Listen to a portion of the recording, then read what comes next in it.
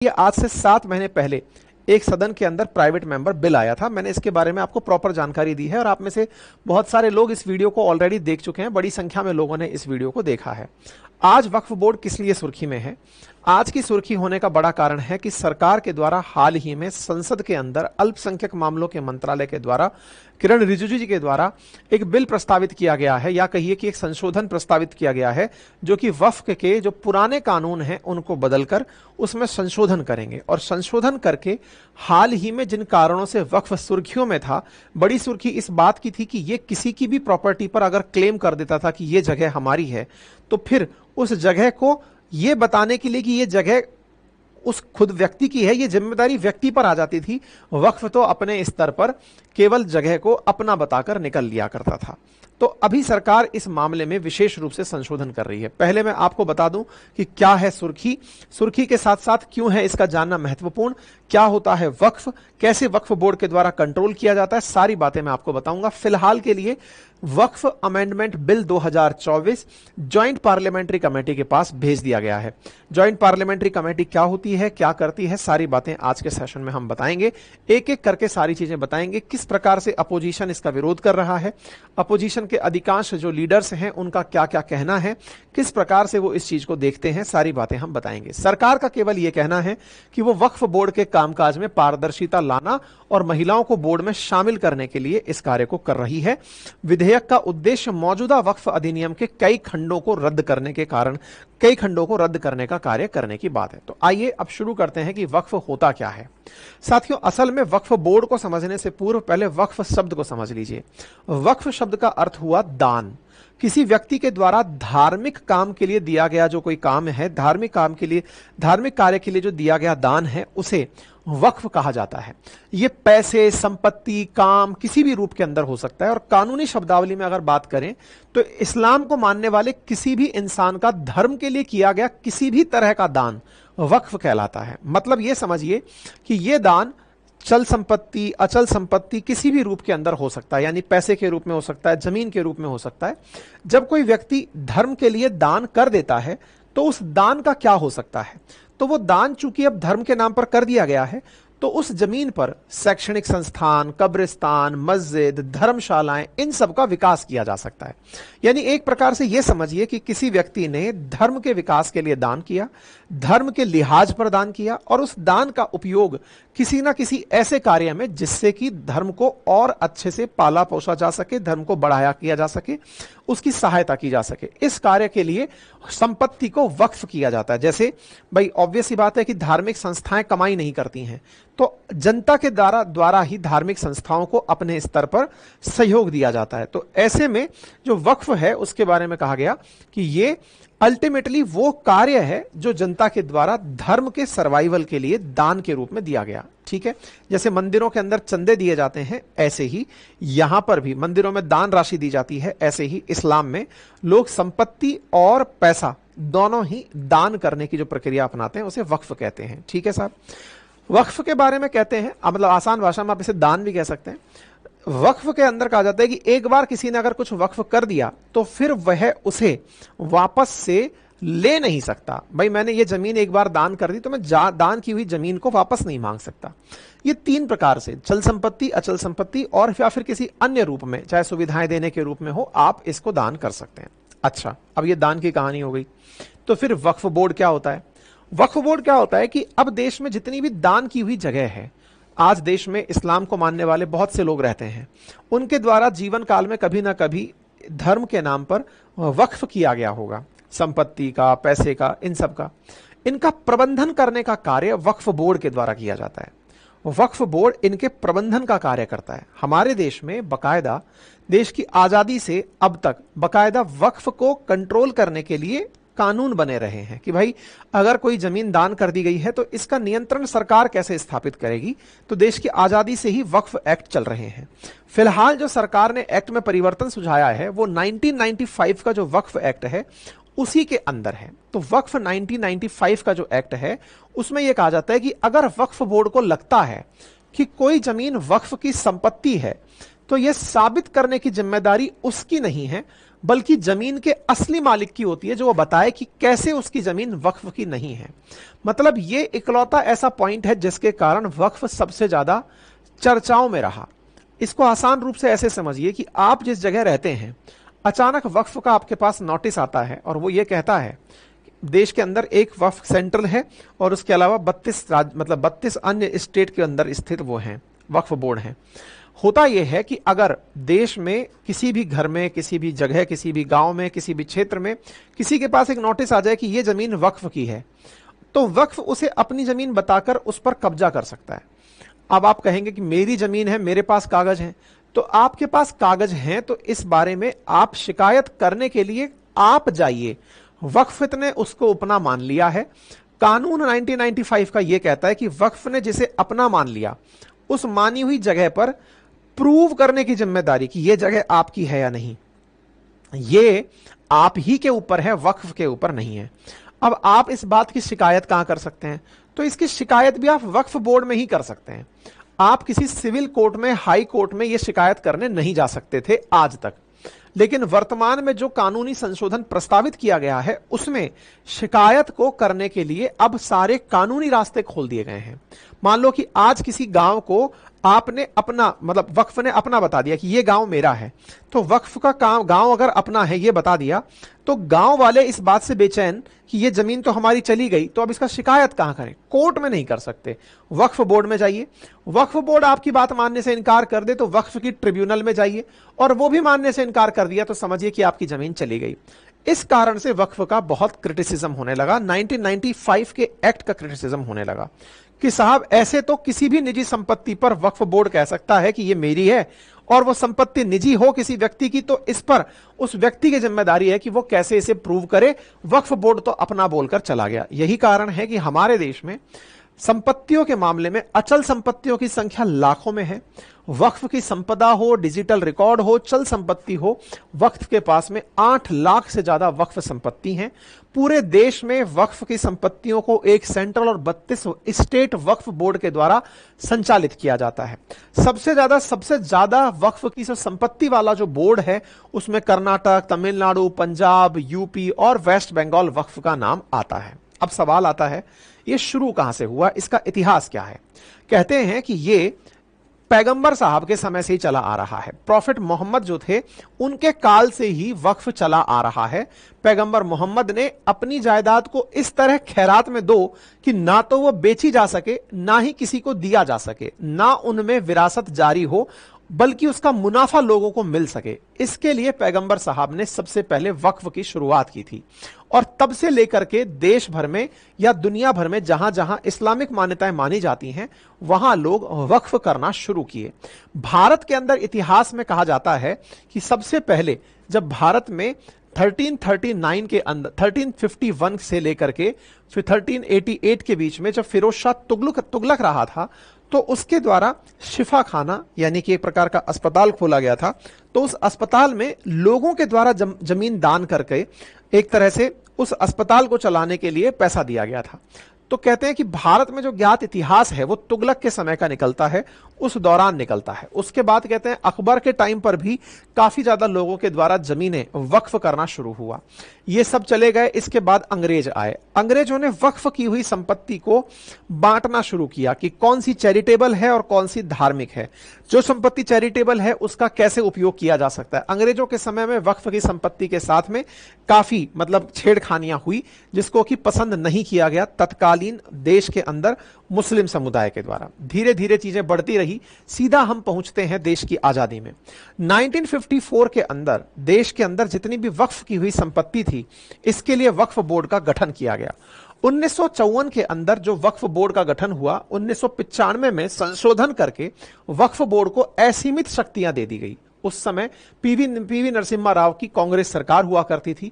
उसने वक्फ एक्ट 1954 के अंदर संशोधन किया और वक्फ बोर्ड को असीमित शक्तियां दे दी, जिसमें अगर कोई संपत्ति किसी भी उद्देश्य के लिए मुस्लिम कानून के मुताबिक पाक है, मजहबी है और परोपकारी है, तो वह वक्फ की संपत्ति हो जाएगी।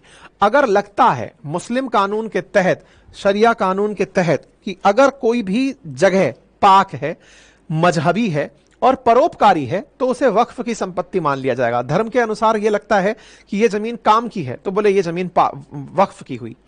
इसी के लिए वक्फ का जो एक्ट 19 तो ये आपकी हुई, आप बता दीजिए, आप अपना मान लीजिए उसे, ये आपकी हो गई। नंबर दूसरा, और कहा कि अगर वक्फ के हिसाब से कोई जमीन उसको अपनी लग जाती है तो इसकी धारा 40 कहती है कि अब आपकी जिम्मेदारी है जिसकी जमीन को, जैसे कल को मेरे घर को वक्फ ने अपना कह दिया कि ये मेरा है, तो इसका मतलब अब मुझे ये जाकर के प्रूव करना पड़ेगा वक्फ के अंदर कि साहब मेरे पास इस घर का पट्टा है, मेरे पास इस घर का एनओसी है, मैं इस घर में लंबे समय से रह रहा हूं, ये मेरे ऊपर जिम्मेदारी आ जाएगी, वक्फ के ऊपर नहीं। वो तो लगा दिया टैग कि ये मेरा है। मतलब ऐसे बहुत से घर हमारे देश में हैं, ऐसी बहुत सी जमीन, ऐसी बहुत सी नजूल भूमि, ऐसी बहुत सी सरकारी संपत्तियां हैं जिन्हें वक्फ ने अपना बताकर उन क्षेत्रों को अपना बनाने के लिए आदेशित कर दिया। यानी इस कानून के बाद से देश में बहुत सारी संपत्ति वक्फ ने अपना बताना शुरू कर दिया। वक्फ को मिले इस असीमित शक्ति के कानून के चलते इसके अंदर बहुत सारी कमियां देखी गई कि साहब अगर किसी व्यक्ति को मान लीजिए शिकायत भी करनी है तो भी वो वक्फ बोर्ड में जा रहा है, तो ये तो न्याय के सिद्धांत के खिलाफ है ना। हमारे देश में न्यायपालिका को चैलेंज कर रहा है वक्फ बोर्ड, और अगर वक्फ बोर्ड का फैसला आपको माने नहीं है तो आप ट्रिब्यूनल में जाइए, लेकिन वो भी वक्फ बोर्ड का ही ट्रिब्यूनल है। ऐसे में वक्फ बोर्ड के अंदर कोई भी प्रकार से कोई व्यक्ति अपनी संपत्ति को क्लेम करने के लिए हो सकता है कि वो परेशान रहे, लेकिन उसे एक हाई कोर्ट और सुप्रीम कोर्ट में जाने की इजाजत नहीं दी जाती थी। अब इसी को ध्यान में रखते हुए यह कानून लाया गया है। असल में कुछ ऐसी घटनाएं घटी पिछले कुछ सालों में जिससे इस बात की जरूरत महसूस की जाने लगी। घटना है वर्ष 2022 सितंबर में तमिलनाडु की। वहां वक्फ बोर्ड ने एक ऐसे गांव को पूरा अपना बता दिया जिसमें एक मंदिर भी था, और वक्फ बोर्ड ने कहा यह तो मेरी ही जगह है। तमिलनाडु का एक गांव था तिरुचिरापल्ली के पास में, बड़ा बावा तिरुचिरापल्ली में, जहां पर पूरी गांव की जमीन पर वक्फ बोर्ड ने अपना दावा ठोक दिया और यह कहा कि यह पूरा की पूरा हमारा क्षेत्र है। इस क्षेत्र में हिंदू बहुतायत में रहते हैं, यहां 1500 साल पुराना मंदिर भी बना है। ऐसे में वक्फ बोर्ड यहां पर कब्जा कैसे कर सकता है, इस विषय पर बहुत ज्यादा विवाद होने लगा। यह जानकारी बाहर भी कैसे निकलकर आई, तो इसके अंदर का सबसे बड़ा कारण समझिए कि हुआ यह कि एक बार एक गांव का व्यक्ति अपनी जमीन बेचने गया। जब जमीन बेचने गया तो जमीन पे बेचने से पूर्व जगह जहां पर जमीन बेचनी थी उसने कहा कि वक्फ बोर्ड से एनओसी लेकर आओ, नो ऑब्जेक्शन सर्टिफिकेट, कि आप जमीन बेचना चाहते हो। बोले वक्फ से क्यों लेके आऊं? बोले ये जमीन आपकी है ही नहीं, ये वक्फ की है। जहां 1500 साल पुराना मंदिर बना हो, जहां देश के अंदर ऐतिहासिक रूप से कभी वक्फ ना रहा हो, उस जमीन को कागजों में वक्फ बोर्ड ने अपने चला लिया और उस व्यक्ति को चक्कर काटना पड़ा बार बार वक्फ बोर्ड का कि सर ये जमीन मेरी है, मेरे दादे परदादे 3-3 पीढ़ियां यहां रह रही हैं, फिर भी ये जमीन आपने अपनी बता दी। ये चीज बहुत ज्यादा सुर्खियों में रही 2022 के अंदर। ठीक है, कहने का मतलब यह हुआ कि वक्फ बोर्ड अपने द्वारा पहले लोगों को एनओसी देगा तभी वो कुछ लोग काम कर सकेंगे। इसके चलते तमिलनाडु के अंदर प्रोटेस्ट होने लगे, लोग इस बात को लेकर के काफी ज्यादा सरकार पर मतलब हावी होने लगे, डीएम के सरकार पर आरोप लगे कि उन्होंने इस प्रकार से सरकार को काम करने दिया है। ठीक है साहब, ऐसी ही घटना हुई भेट द्वारका के अंदर। भेट द्वारका, द्वारका भगवान श्री कृष्ण की नगरी, वहां पर वक्फ बोर्ड ने भेट द्वारका के 2 आइलैंड्स को अपना बता दिया, जिस पर जज भड़क गए। जज ने कहा कि भाई ये तो भगवान श्री कृष्ण की नगरी है, इसको आप कैसे अपना बता सकते हैं? बोले साहब यहां के कई आइलैंड्स में से कुछ आइलैंड्स पर मुसलमान रहते हैं, मेजॉरिटी में मुसलमान रहते हैं, तो मुसलमान रहते हैं इसलिए ये जगह हमारी हुई क्योंकि हमें अपने हिसाब से लगती है। इस बात पर यह आवश्यकता महसूस होने लगी कि वक्फ प्रॉपर्टी को कहीं ना कहीं किसी भी जगह कब्जा करने के लिए उपयोग में किया जा रहा है। मतलब आप सोचकर देखिए, एक भारत के अंदर आंकड़ा निकलकर आता है जिसमें पता चलता है कि देश की राजधानी के अंदर 16,844 ऐसी प्रॉपर्टी हैं जो कि दान दी जा चुकी हैं, और इनका व्यवसायिक कीमत अगर नापी जाए तो 1200 करोड़ रुपए से ऊपर है। इनमें से कुछ जमीनें रजिस्टर्ड हैं और कुछ जमीनें रजिस्टर्ड नहीं हैं। इंटरेस्टिंग बात क्या है कि वक्फ अपनी जमीन बता देता है और उन जमीनों पर लोग कब्जा कर लेते हैं। मतलब ऐसे समझिए, वक्फ ने इस क्षेत्र को अपना बता दिया कि ये 10 बीघा जमीन अपनी है। जमीन अपनी है तो 10 बीघा वाला परेशान होता रहे, वो वक्फ के पास जाकर बताता रहेगा कि सर ये जमीन मेरी है, मेरी है, वो कहता रहेगा, वो वक्फ सुनता रहेगा। लेकिन वही रिवर्स सुनिए, उस 10 बीघा जमीन पर 10-50 लोग आए और वो वक्फ की जमीन पर कब्जा करके रहने लग गए। अब कब्जा, पहले तो वक्फ ने किसी को अपना बताया और वक्फ की जमीन पर कोई और कब्जा करके रहने लग गया।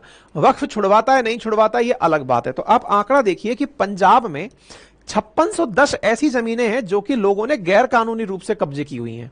ऐसे ही एमपी में 3240, वेस्ट बंगाल में 382, यानी वक्फ बोर्ड की जमीन पर लोग कब्जा कर ले रहे हैं। मतलब एक प्रकार से यह समझे कि पहले तो वक्फ बोर्ड दूसरे की जमीन हड़पता है और उन हड़पी हुई जमीनों पर कोई और आकर के घर का बसेरा बना लेता है। तो एक प्रकार से लैंड बैंक के अंदर एक अलग ही प्रकार का काम चल रहा है। महाराष्ट्र वक्फ बोर्ड द्वारा मीडिया को दिए अपने आंकड़ों में बताया गया कि वक्फ में दान की गई 70% जमीनों पर अलग अलग लोगों ने अपना कब्जा गैर कानूनी रूप से जमाया हुआ है, जिस पर कोर्ट में केस भी चल रहे हैं। मतलब वक्फ ने अपना बताया, अपनी जमीन पर कोई और आके बस गया। एक प्रकार से एक मतलब जमीन को अपना बताकर लेने की जो कला है, इस कला का नुकसान वक्फ को भी हुआ है कि उनकी जमीन पर किसी और का कब्जा हो गया है। इतना ही नहीं, हाल ही में तो हद यह हुई कि जो ताजमहल है वक्फ ने इसे भी अपना बता दिया। यह खबर छपी कि सुन्नी वक्फ बोर्ड ने ताजमहल को रिलीजियस प्रॉपर्टी डिक्लेयर करते हुए कहा कि यह भी हमारी है। इस पर तो कोर्ट नाराज हो गई और कोर्ट ने यह कहा कि भाई शाहजहां ने आपको अगर दिया था तो वो कागज ले आओ जहां पर यह लिखा था कि शाहजहां ने इसको ताजमहल को आपको वक्फ कर दिया। तो बोले साहब, हमारा कानून कहता है कि कोई भी जगह अगर हमें पवित्र लगती है, कोई भी हमें धार्मिक लगती है, परोपकार की लगती है, तो वक्फ की होगी धर्म के हिसाब से। तो इसलिए ताजमहल को भी हम अपना मानते हैं। तो इसका मतलब वो जो धारा 40 थी ना 1995 की, उसके चलते वक्फ किसी भी जगह को अपनी बताता चला जा रहा था, जिसके चलते ये आवश्यकता आ गई थी कि वक्फ के कानून में विशेष रूप से इस धारा को कर्टेल किया जाए कि वो किसी भी जगह को अपना बता दे। इसके साथ साथ जहां अब तक आपको समझ में आ गया होगा कि अगर शिकायत करने जाना है तो वक्फ बोर्ड में जाना है, शिकायत के आगे जाना है तो वक्फ ट्रिब्यूनल में जाना है, हाई कोर्ट और सुप्रीम कोर्ट में जाने की इजाजत नहीं है। तो बोले नहीं, इसके अंदर हाई कोर्ट और सुप्रीम कोर्ट में भी जाने की इजाजत दी जानी चाहिए। मतलब कुल मिलाकर के वक्फ की जमीन के चलते यह डिमांड निकल के आने लगी कि कुल मिलाकर के अब आवश्यकता आ गई है, समय आ गया है कि यह तय किया जाए कि जो संपत्ति वक्फ की है उसके ऊपर कानून में संशोधन किया जाए। इसी के चलते साथियों 1995 से लेकर के अब तक, विशेष रूप से जब से 1995 का एक्ट आया, उसके बाद 2013 में संशोधन आया, 15 साल में वक्फ की संपत्तियां 2 गुना हो गई। यानी कि जो संपत्ति पहले थी उससे डबल संपत्ति, क्योंकि जो जगह अपनी बता दी वो कानून के अनुसार उनकी हो गई। इसी को ध्यान में रखते हुए अल्पसंख्यक मामलात के जो मंत्री हैं, क्योंकि वक्फ का जो सेंट्रल बोर्ड है उसके जो अध्यक्ष होते हैं वो अल्पसंख्यक मामलात के मंत्री होते हैं, किरण रिजिजू जी द्वारा इस मामले में केंद्र के अंदर संशोधन विधेयक लाया गया। वक्फ बोर्ड संशोधन विधेयक 2024 पेश किया गया, जिसमें 40 संशोधन प्रस्तुत किए गए हैं जो वक्फ का अधिनियम 1995 है उसमें संशोधन लाएंगे। इनके अंतर्गत 2013 के अंदर जो मूल संशोधन में मतलब अधिनियम में संशोधन लाए गए थे, उनको भी यहां पर करेक्ट करने की बात की गई है। तो आप यहां पर देख सकते हैं संसद के अंदर, लोकसभा के अंदर रिजिजू जी द्वारा जो है, जो देश के अंदर वर्तमान में अल्पसंख्यक मामलात के मंत्री हैं, उनके द्वारा इस बिल को पेश किया गया था। ठीक है, और इस बिल को पेश करते समय इन्होंने अपने द्वारा यह कहा कि अब मुस्लिम समुदाय के भीतर महिलाएं, बच्चे और पिछड़े वर्ग के सदस्य भी प्रतिनिधित्व और अवसर सुनिश्चित करने के लिए इसमें आ सकेंगे। यानी वक्फ बोर्ड के अंदर महिलाओं को भी प्रतिनिधित्व मिलेगा, वो भी फैसले ले पाएंगे। इसके जो प्रमुख प्रावधान रहे हैं इसमें क्या है, अधिनियम का अब नाम बदल जाएगा। वक्फ अधिनियम 1995 का नाम बदलकर अब एकीकृत वक्फ प्रबंधन, सशक्तिकरण, दक्षता और विकास अधिनियम 1995 हो जाएगा। संपत्ति पंजीकरण और सत्यापन के लिए कहा गया है कि संपत्तियों को जिला अधिकारियों के द्वारा पंजीकृत कराना होगा। मतलब अब अगर वक्फ को लगता है कि यह जमीन मेरी है तो पहले वो कलेक्टर से पूछवाए कि यह जमीन वाकई में वक्फ की है क्या। कलेक्टर जो कि राजस्व अधिकारी होता है, जो राजस्व का कंट्रोलर होता है उस पूरे क्षेत्र का, जमीन का सबसे बड़ा लैंड होल्डर वही है। तो ऐसे के अंदर राजस्व के लिए पहले कलेक्टर से कंफर्म करिए कि यह जमीन वक्फ की है कि सरकार की है। ठीक है, संपत्तियों के संपादन सत्यापन के लिए कहा गया है कि विधेयक में विवादित भूमि के अनिवार्य नए सत्यापन की आवश्यकता होगी, जिसमें संपत्ति के स्वामित्व और प्रबंधन के आसपास स्पष्टता बढ़ेगी। यह उन संपत्तियों पर भी लागू होगा जिन पर वक्फ बोर्ड और व्यक्तिगत मालिकों द्वारा दावे और प्रतिदावे किए जा चुके हैं। मतलब अब तक जो संपत्तियां हैं उनका भी सत्यापन कराइए कि हां साहब ये संपत्ति वाकई में वक्फ की है या नहीं है, कलेक्टर से कंफर्म कराइए। वक्फ बोर्ड की जो मनमानी शक्तियां हैं उन पर अंकुश लगाने का कार्य किया गया है, जिसमें धारा 9 और 14 में संशोधन है विधेयक में केंद्रीय वक्फ परिषद और राज्य वक्फ बोर्ड की संरचना को बदलने के लिए वक्फ अधिनियम की धारा 9 और धारा 14 में संशोधन का प्रस्ताव है। महिलाओं को भी इसके अंदर शामिल करने का प्रयास है ताकि इनके अंदर लैंगिक समानता को बढ़ावा दिया जा सके। सर्वेक्षण आयुक्त के नाम पर कलेक्टर द्वारा नामित डिप्टी कलेक्टर या एडिशनल कलेक्टर वो इसके अंदर सर्वेक्षण करेंगे। अब प्रतिनिधित्व की अगर बात हो तो इस वक्फ के संपत्ति पंजीकरण और सत्यापन के लिए कहा गया है कि संपत्तियों को जिला अधिकारियों के द्वारा पंजीकृत कराना होगा। मतलब अब अगर वक्फ को लगता है कि यह जमीन मेरी है तो पहले वो कलेक्टर से पूछवाए कि यह जमीन वाकई में वक्फ की है क्या। कलेक्टर जो कि राजस्व अधिकारी होता है, जो राजस्व का कंट्रोलर होता है उस पूरे क्षेत्र का, जमीन का सबसे बड़ा लैंड होल्डर वही है। तो ऐसे के अंदर राजस्व के लिए पहले कलेक्टर से कंफर्म करिए कि यह जमीन वक्फ की है कि सरकार की है। ठीक है। संपत्तियों के संपादन सत्यापन के लिए कहा गया है कि विधेयक में विवादित भूमि के अनिवार्य नए सत्यापन की आवश्यकता होगी, जिसमें संपत्ति के स्वामित्व और प्रबंधन के आसपास स्पष्टता बढ़ेगी। यह उन संपत्तियों पर भी लागू होगा जिन पर वक्फ बोर्ड और व्यक्तिगत मालिकों द्वारा दावे और प्रतिदावे किए जा चुके हैं। मतलब अब तक जो संपत्तियां हैं उनका भी सत्यापन कराइए कि हां साहब ये संपत्ति वाकई में वक्फ की है या नहीं है, कलेक्टर से कंफर्म कराइए। वक्फ बोर्ड की जो मनमानी शक्तियां हैं उन पर अंकुश लगाने का कार्य किया गया है, जिसमें धारा 9 और 14 में संशोधन है। विधेयक में केंद्रीय वक्फ परिषद और राज्य वक्फ बोर्ड की संरचना को बदलने के लिए वक्फ अधिनियम की धारा 9 और धारा 14 में संशोधन का प्रस्ताव है। महिलाओं को भी इसके अंदर शामिल करने का प्रयास है ताकि इनके अंदर लैंगिक समानता को बढ़ावा दिया जा सके। सर्वेक्षण आयुक्त के नाम पर कलेक्टर द्वारा नामित डिप्टी कलेक्टर या एडिशनल कलेक्टर वो इसके अंदर सर्वेक्षण करेंगे। अब प्रतिनिधित्व की अगर बात हो तो इस वक्फ के अंदर मुस्लिम समुदाय में भी जो शिया, सुन्नी, बोहरा, आगा खानी और अन्य पिछड़े वर्ग के जो हैं उनको भी प्रतिनिधित्व देने का प्रावधान किया गया है। वो धारा 40 जो ये कहती थी कि बोर्ड ने किसी को भी कह दिया कि ये जगह मेरी है, बोले इसको तो हटाने का ही प्रावधान कर दिया है कि इसको हटा ही दो, क्योंकि वक्फ अपनी तरफ से कोई भी जगह अपनी बता दे, बोले ये नहीं चलेगा।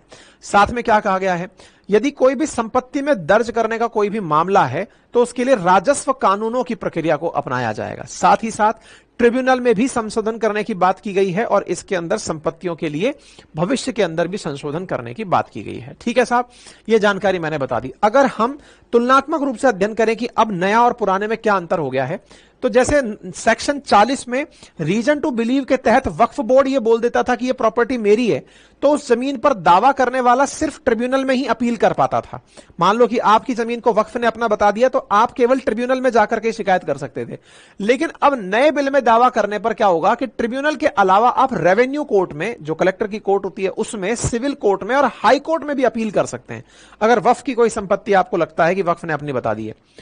वक्फ ट्रिब्यूनल का फैसला पहले अंतिम हुआ करता था, उसे चुनौती नहीं दी जा सकती थी, अब उसे हाई कोर्ट में अपील करने के दौरान चुनौती दी जा सकती है।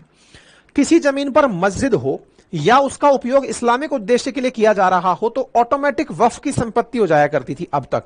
लेकिन अब किसी को वक्फ को दान जमीन नहीं दी है, उस पर भले ही मस्जिद बनी हो, वक्फ की संपत्ति नहीं होगी। मतलब अगर दान किया है ना किसी ने ऑफिशियली कि साहब ये हमें दान में मिली है, तो ही उसे वक्फ की संपत्ति कहा जाएगा। यह नहीं है कि मस्जिद बनी हुई है तो वो भी अब वक्फ की हो गई, क्योंकि उसमें प्रोविजन था 1995 के एक्ट में कि अगर कोई धार्मिक जगह है, कोई पवित्र जगह है, कोई चैरिटेबल जगह है धर्म के हिसाब से, तो वो उनकी हो जाएगी। ऐसा नहीं है, दान में मिली जगह ही केवल वक्फ की जगह मानी जाएगी।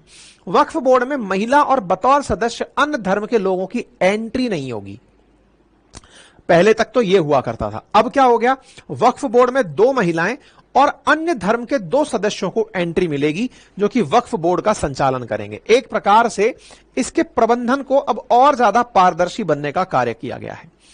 कलेक्टर को तय करने का अधिकार दिया गया है कि वो चेक करे कि इसकी संपत्ति वाकई में वक्फ की है या फिर वो जमीन सरकारी है। मतलब वक्फ अपने लेवल पर जब कोई जमीन अपनी बता देता था, अब जिला अधिकारी को यह कहा गया है कि आप चेक करके बताएंगे कि ये जमीन सरकारी तो नहीं है, पता चले उसको वो अपना बता दिया हो। ठीक है। अब विपक्ष इस बात पर विरोध कर रहा है। उनका कहना यह है कि सरकार को पहले इसके लिए मुस्लिम संगठनों से बात करनी चाहिए थी, सरकार की इसमें नीयत ठीक नहीं है, इस पर चर्चा पहले होनी चाहिए थी। अखिलेश यादव जी ने कहा कि वक्फ बोर्ड का यह सब संशोधन भी बस एक बहाना है, रक्षा, रेल, नजूल भूमि के तहत जमीन बेचना निशाना है। अखिलेश ने कहा कि इस बात की लिखकर गारंटी दी जाए कि वक्फ बोर्ड की जमीनें बेची नहीं जाएंगी। मतलब अपोजिशन की तरफ से अपने अपने तरीके की बातें की गई और कहा गया कि बोर्ड की स्वायत्तता को खत्म करके सरकारी नियंत्रण को बढ़ावा देने का प्रयास किया जा रहा है। ये इनके ट्वीट रहे।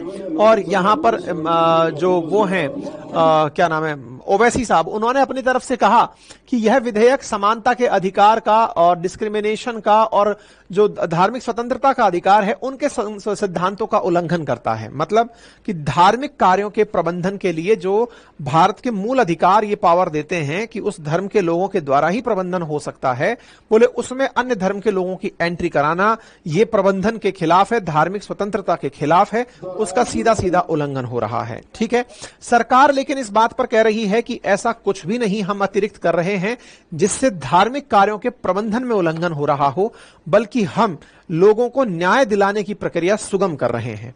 यहां पर कांग्रेस की तरफ से कहा गया कि अनुच्छेद 26 जिसमें धार्मिक मामलों के प्रबंधन की स्वतंत्रता दी गई है, सरकार उसके साथ छेड़खानी कर रही है, अर्थात मूल अधिकार में छेड़खानी है। तो इसका मतलब यह मामला सुप्रीम कोर्ट तक जा सकता है। सुप्रीम कोर्ट डिसाइड करेगी कि किसको किस तरफ जाना है। यानी कि आने वाले समय में जैसे ही ये विधेयक आएगा, आने के बाद ये सुप्रीम कोर्ट में भी चैलेंज किया जा सकता है। ठीक है, हमारे देश में right to freedom for religion article 25 से लेकर 28 में है, उसी को ध्यान में रखते हुए इसे चैलेंज किया जा रहा है। आगे बढ़ते हैं साथियों। तो राइट टू फ्रीडम के बारे में बता दिया, राइट, ये सारे मूल अधिकार हैं, आप देख लीजिएगा। अच्छा, एक और इंटरेस्टिंग बात मैं यहां पर बताना चाहूंगा कि जब ये सारा मामला हो गया तो सरकार ने कहा कि चिंता मत करिए, इस पूरी जानकारी को अब हम ज्वाइंट पार्लियामेंट्री कमेटी के पास भेजते हैं। ज्वाइंट पार्लियामेंट्री कमेटी का मतलब संशोधन प्रस्तावित कर दिया।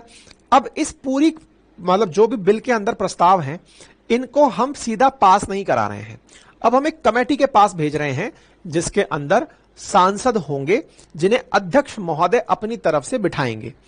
जेपीसी क्या होती है इसको समझने का प्रयास करिए। हमारे देश के अंदर संसद के अंदर दो सदन हैं, लोकसभा और राज्यसभा।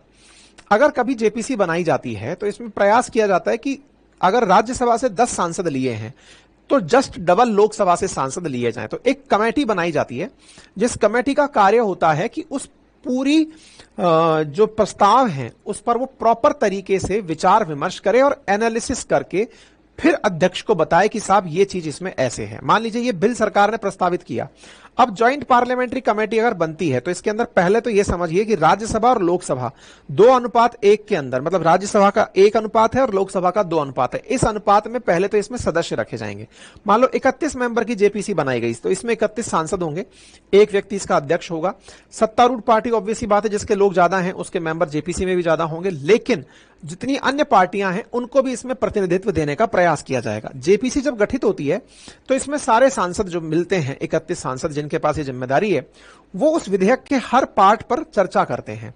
उसके लिए उन्हें आवश्यक हुआ कि किसी को बुलाकर पूछताछ करनी है तो वो उसे बुलाकर पूछताछ भी करते हैं कि हाँ भैया आप बताइए इसमें क्या राय है, इसको कैसे किया जा सकता है, इसमें क्या प्रावधान हो सकता है, इसमें क्या गलत है, क्या सही है। वो सारी बातें बैठ करके जेपीसी सुनती है, सुनवाई करती है, सुनवाई करके फिर फैसले, मतलब जेपीसी की पावर यह है कि अगर उसे लगता है कि कोई व्यक्ति उसकी बात नहीं मान रहा है तो उसको संसद के भी विशेष अधिकार के उल्लंघन के रूप में देखा जा सकता है कि संसद की अवमानना की है साहब, हमारी बात ना सुन करके इसने, है ना।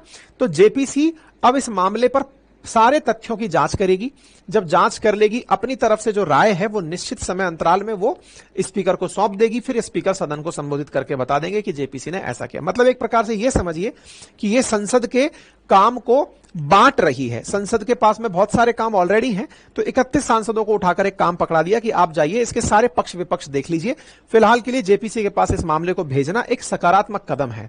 ये इस प्रकार से है जैसे कि जब कृषि कानून आए थे तो ये बड़ी डिमांड की गई थी कि साहब इसको जेपीसी के पास भेज दिया गया होता तो बढ़िया होता, है ना।